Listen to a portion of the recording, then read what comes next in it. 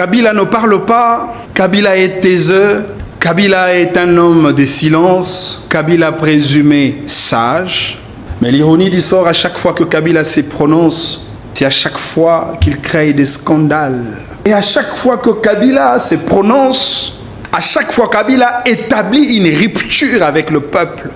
Lui qui a été président de la République dans ce pays pendant 18 ans, lui qui a dirigé ce pays, lui qui a tout bénéficié de ce pays, l'argent, les maisons, les parcs, l'honneur, le respect.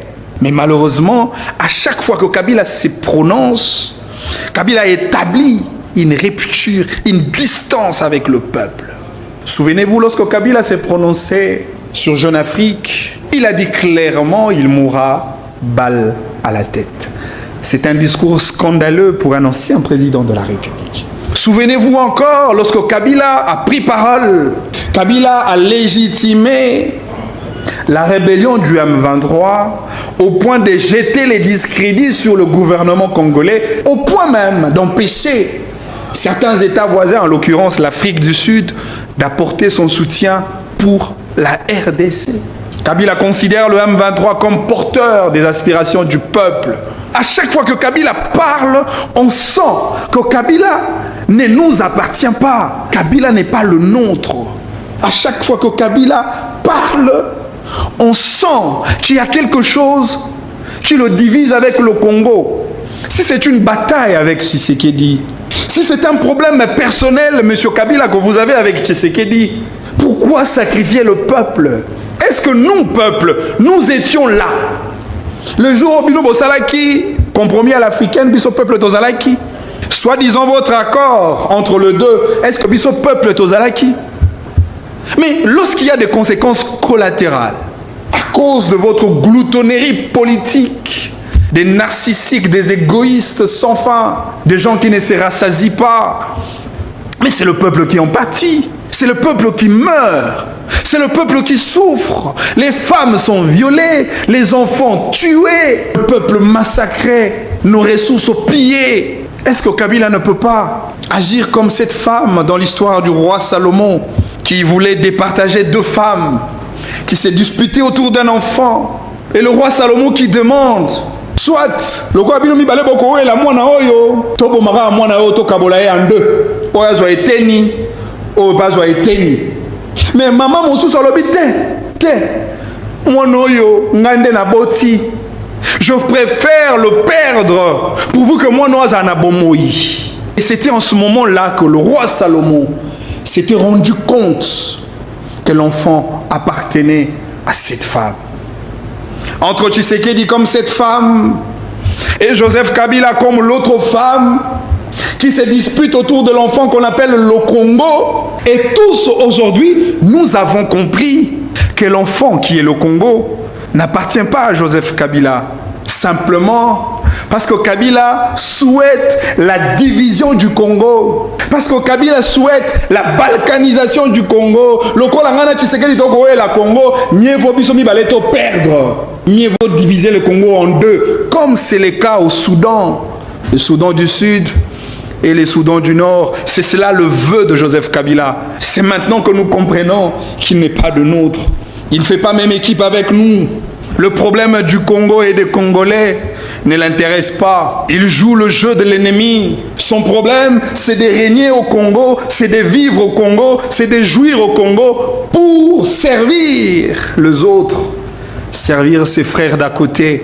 Et la sagesse du roi Salomon peut nous aider aussi dans un contexte politique pour dénicher, comprendre le mobile qui guide les acteurs politiques de notre pays. Il est vrai, vous pouvez reprocher autant de choses à Tshisekedi. Vous pouvez reprocher la qualité de sa gouvernance. Vous pouvez reprocher ses collaborateurs. Vous pouvez reprocher ses politiques publiques engagées. Vous pouvez lui reprocher à cause de ses promesses faites. Mais il y a une chose que vous ne pouvez pas reprocher au président Tshisekedi, c'est son attachement à la patrie. C'est l'amour qu'il a pour son pays, le Congo. C'est la détermination d'arrêter cette hégémonie rwandaise sur le Congo.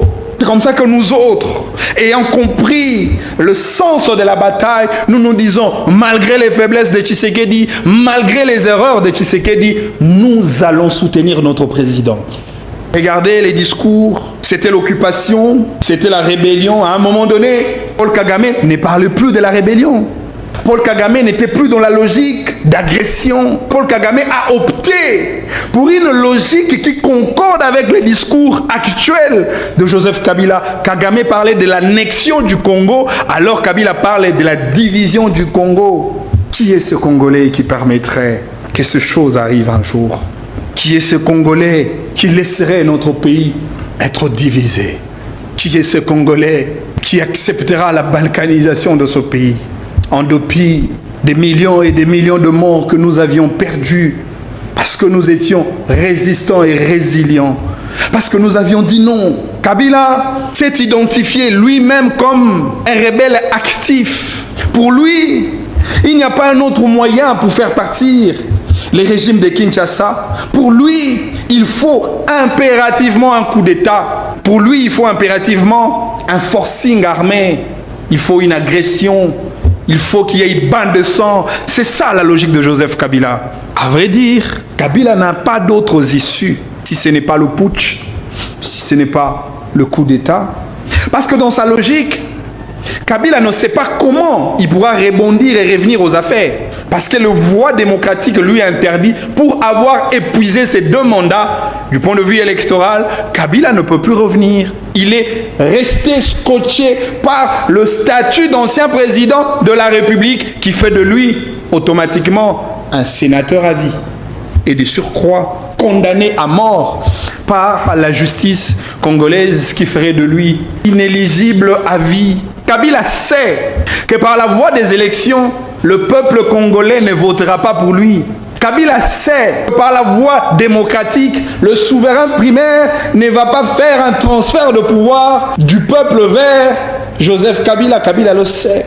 Kabila sait que le peuple congolais ne le porte pas. Kabila sait que le peuple congolais ne le supporte pas. Voilà pourquoi il faut créer de la rébellion. Et pour lui, Joseph Kabila, la voie la plus plausible pour revenir aux affaires, c'est de faire un coup d'État. Est-ce qu'il en a l'expérience? Question mark. Est-ce qu'il en a la capacité? Je ne sais rien.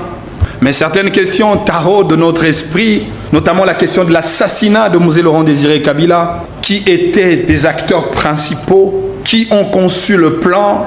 Qui ont exécuté le plan? Qui ont disponibilisé le moyen pour que cet assassinat soit effectif? La mort de Floribert Chebeya, une mort qui reste gravée dans la mémoire de plusieurs Congolais. Une mort qui a suscité pas mal de questions dans le chef des organismes internationaux, mais aussi des activistes de droits de l'homme. Personne ne sait jusqu'aujourd'hui comment cet acteur de la démocratie et de la sauvegarde de droits et libertés fondamentaux de Congolais a été assassiné. Qui sait comment s'est déroulé l'assassinat? Une mort étrange d'Augustin Katumba Mouaké avec un faux scénario qui n'a convaincu personne. Et on a choisi certains individus pour faire le jeu afin de convaincre l'opinion. Et pensez-vous que parce que vous avez cette expérience, que vous pouvez, cette fois-ci, éliminer le président Tshisekedi? Vous croyez vraiment que vous avez la capacité de tuer tout le peuple congolais? Vous pensez que ce que vous avez fait avec Mosé, ce serait possible dans ce pays? Ah mais non, vous vous trompez. Vous vous trompez à tout point de vue. J'ai eu très mal au cœur lorsque j'ai entendu les discours de M. Joseph Kabila. Finalement, Kabila pense que c'est lui qui détient les destins de ce pays. C'est lui qui peut décider sur l'avenir ou l'arrêt brutal de ces pays. Nous, la génération d'aujourd'hui, on ne le laissera pas, ce Congo être divisé. Il est grand temps de prendre au sérieux ces suicidaires de Joseph Kabila, ces kamikazes. Il est grand temps de prendre au sérieux cet homme cynique, narcissique, un homme toxique. Oui, nous devons prendre au sérieux Joseph Kabila. Par le simple fait qu'il a été président dans ce pays, nous devons le prendre au sérieux. Kabila a un agenda militaire, carnet d'adresses diplomatique. Kabila a le moyen financier. Kabila a des contacts avec des généraux. Kabila connaît l'histoire de ce pays. Kabila a l'expérience de gestion de ce pays. Kabila, c'est un homme à prendre au sérieux. Que le professeur Mbata, que le CG Kabouya, que le ministre Didier Boudimou, tous les autres qui accompagnent le chef de l'État, c'est le moment de constituer un bloc pour sauver notre pays entre les mains des rebelles, ceux-là qui veulent vendre le pays à vil prix. Point n'est besoin de diviser les gens en interne, point n'est besoin d'aller à l'ordre dispersé. Il est grand temps de capitaliser tous les efforts de chaque fils et fille du pays pour constituer une grande force nationale. Sur le plan de la communication, mettez le moyen. Regrouper les forces, donner les grandes lignes, définissons ensemble les éléments de langage, assurer la sécurité de ceux qui vont porter le message du pays contre l'ennemi. La seule chose que nous devons constituer en lieu et place du changement de la Constitution, constituons une force contre l'ennemi. Kabila ne se cache pas. Kabila a déjà dévoilé ses intentions. Kabila ne passe pas sur le dos de la cuillère. Kabila n'utilise plus les figures de style. Kabila est clair et il dit aux Congolais, il va défier tout le peuple congolais. Et pour ça, nous autres, nous devons être conséquents. Nous devons faire tout pour que le pays ne soit pas divisé comme Kabila le souhaite. Et pour ça, il faut de grandes stratégies diplomatiques, de grandes stratégies militaires, des stratégies financières, stratégies de communication. Pour ça, il faut un grand travail. Parce qu'en réalité, le vrai ennemi de Tshisekedi, qu'on ne vous trompe pas, il n'y en a pas deux. Le vrai ennemi du président Tshisekedi, c'est Joseph Kabila. Les vrais problèmes du Congo, c'est Joseph Kabila. Les vrais patrons de la rébellion qui s'installent sur la partie Est, c'est Joseph Kabila, c'est très clair. Jean-Pierre Bemba, Guy Luandomboyo, soyons unis autour du chef de l'État. Si on ne le fait pas, le Congo partira. Si on ne le fait pas, on va perdre ces beaux pays que Dieu nous a dotés. Si on ne le fait pas, le Congo sera balkanisé. Évitez d'écarter les autres. Évitez de mépriser les autres. Évitez. Nous qui avions accepté de soutenir le président de la République, nous sommes déjà fichés dans les radars de la rébellion. Les rebelles du M23 se sont organisés dans une émission tenue et réalisée à Goma pour s'attaquer à moi, Manix Iyenda. Cela n'est pas un fait anodin. Nous qui défendons le pouvoir aujourd'hui, nous prenons aussi les risques. Et pour ça, nous devons être protégés par le pouvoir. Pour ça, nous devons être en harmonie avec le pouvoir.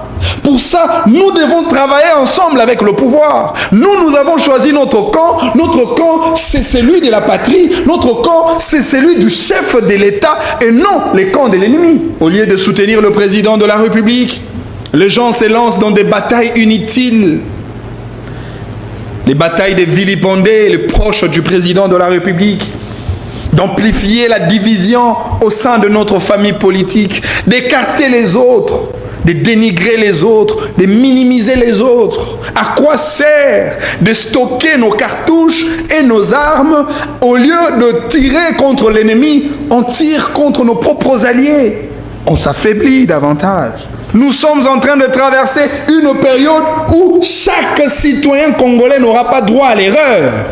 En commençant par le président de la République n'a pas droit à l'erreur. Même les opposants n'ont pas droit à l'erreur. Même le peuple n'a pas droit à l'erreur. Nous devons éviter les erreurs. Des erreurs qui seraient peut-être irréparables. Des erreurs incorrigibles. Pour que nous soyons forts, nous devons être unis, mes chers amis. Nos amis de l'UDPS, je vous en supplie, chers compatriotes de l'UDPS, en commençant par le secrétaire Augustin Kabouya. J'entends qu'on l'appelle général. Mais un général est celui qui rassemble les troupes. Un général est celui qui organise les bataillons. Un général est celui qui organise chaque unité de l'armée pour résister contre l'ennemi.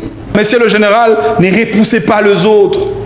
Monsieur le général, vous devez avoir la grandeur d'esprit.